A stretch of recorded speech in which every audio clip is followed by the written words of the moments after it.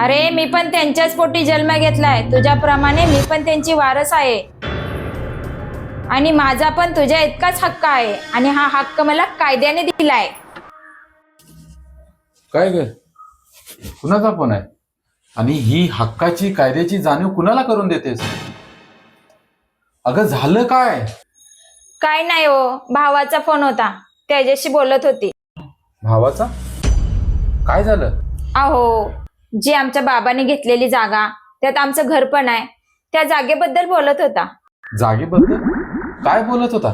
काय नाही हो, बघा, एकूण 3 गुंठा जागा, 1.5 गुंठ्यामध्ये घराला अंगणाला जागा गेली, राहिलेली रस्त्या पलीकडची जागा 1.5 गुंठा अशीच पडून आहे.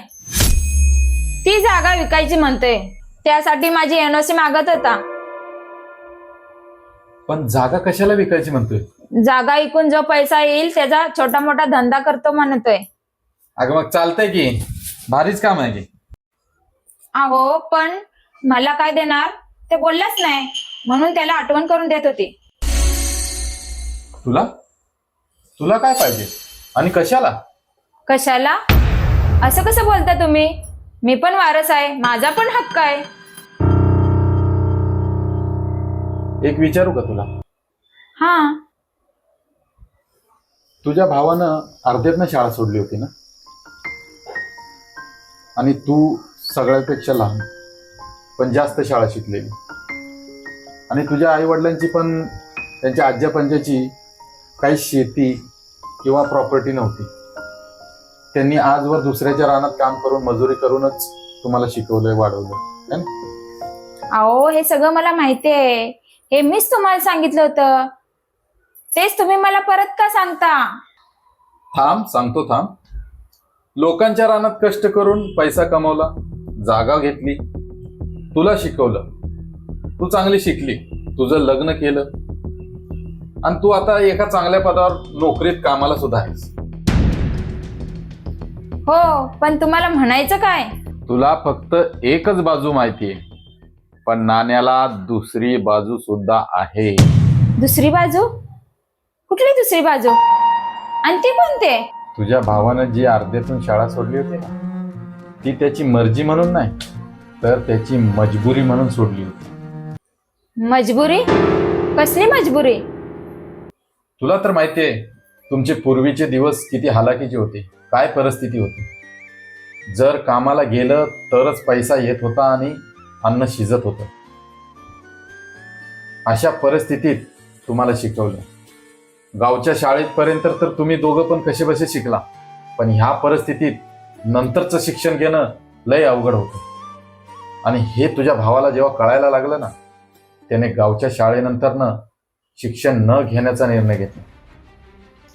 त्याला माहिती होतं की आपल्या वडिलाची अशी परिस्थिती नाहीये की 2 मुलांचा शिक्षणाचा पुढचा खर्च करता येईल, आणि त्यानं शाळा सोडून वडिलांना मदत म्हणून कामाला जायचं ठरवलं.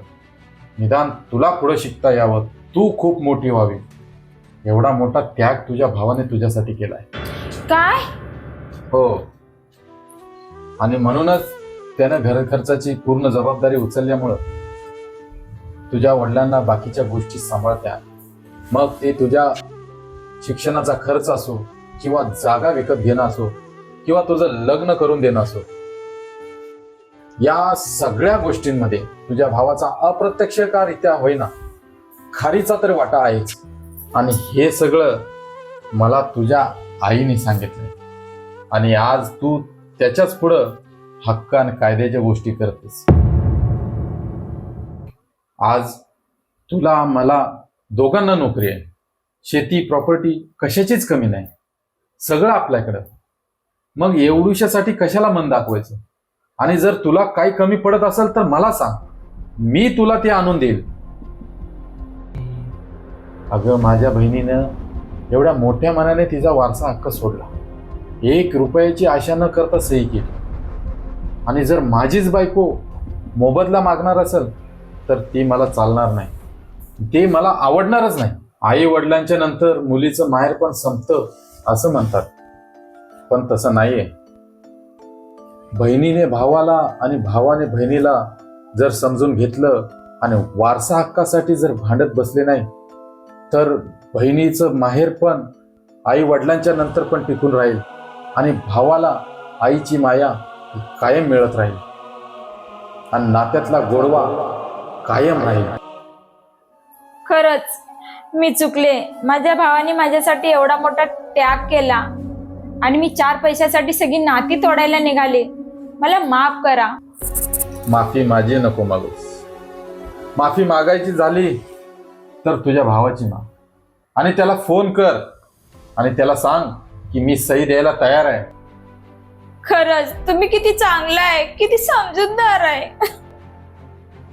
वेळेस प्रत्येक भावाला बहीण समजूतदार नाही भेटली तरी चालेल, पण दाजी नक्की तुमच्यासारखा समजूतदार भेटायला पाहिजे.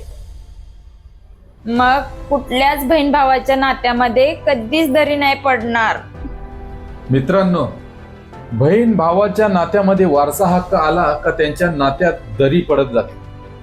बहिणीने वारसा हक्क घ्यावा जरी कायद्यामध्ये असलं तरी तो तिनं घ्यावा का ना घ्यावा याबद्दल तुमचं काय मत आहे कमेंटमध्ये नक्की सांगा.